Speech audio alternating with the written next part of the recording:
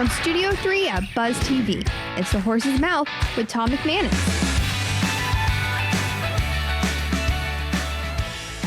All right, welcome into another edition of The Horse's Mouth here on Buzz TV and brought to you by my good friends at Heritage Capital Group. Great to have them on board. We had to call an audible. We're not at Tommy Max, but we're down on the couch, but we still got a great show, as always, for you lined up. And my co-host right here, Coach Dave Campo, is back. Hey, Coach.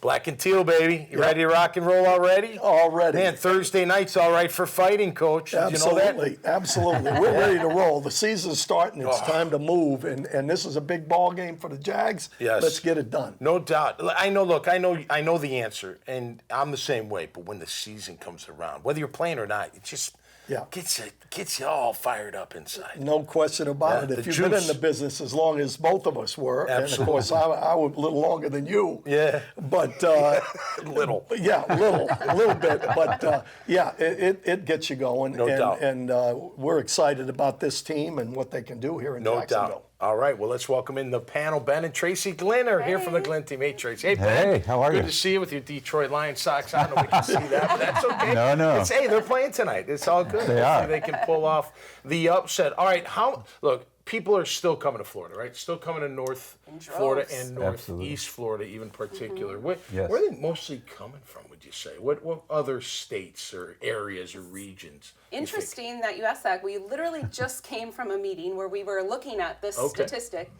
15% of the people who move here are coming from New York. Really? Yeah. Okay. And then the other biggest pool of people coming are from other parts of Florida. South Florida and Northeast Florida. Yeah, they're tired of the hustle and bustle, but it's getting hustly up here now. It is. is. It's getting more crowded. Yeah. I we can have that balance. You know what I mean? I don't know if we so. can. Can you have it all? Can you have it? You know what I mean? Far, Can you have everything? For now, right? Yeah. I think one of the struggles is certainly the infrastructure that we have here is struggle to keep up with the population explosion. Absolutely. Right. Yeah. All right. How many times has it come into the conversation that the Jags are here? Maybe they're not fans, but it's an NFL city, right? How big is that for people looking that are moving to Jacksonville? Is that part of their process, you think? It is. I mean, they look at, you want to be in a city that's going to grow, that has a base that is going to continue building upon itself. Yep. And it's interesting. I mean, that's a really good question because we've been here 10 years. Okay. And we moved here from Wisconsin, where you had the Packers, who were a staple. Right. And the world kind of revolves around them. But it was amazing to me how many conversations I would get in when people were like, well, the Jaguars, I don't know if they're any good, and Shad's going to move the team, and that'll be fine if he moves them. And I'm like, are you kidding? No. Do you realize what an impact that would have on our city if this professional team was gone? Between the revenue and the notoriety and other things coming in. One of 32 cities Correct. As a team. Yeah. Absolutely. And now it's so exciting to watch them now that they're building upon what they've done. They're good. They're exciting. They're expected now to win. It's not just like maybe they will. And Coach, I got to think, like today with fantasy football. By the way, Trevor Lawrence is on my fantasy team. Oh, good. How about that? You're in good shape. I didn't pick him, but I would if I wasn't there for the draft. You're in good shape. Yeah, how about that? Yeah. Like, think about that. Like people.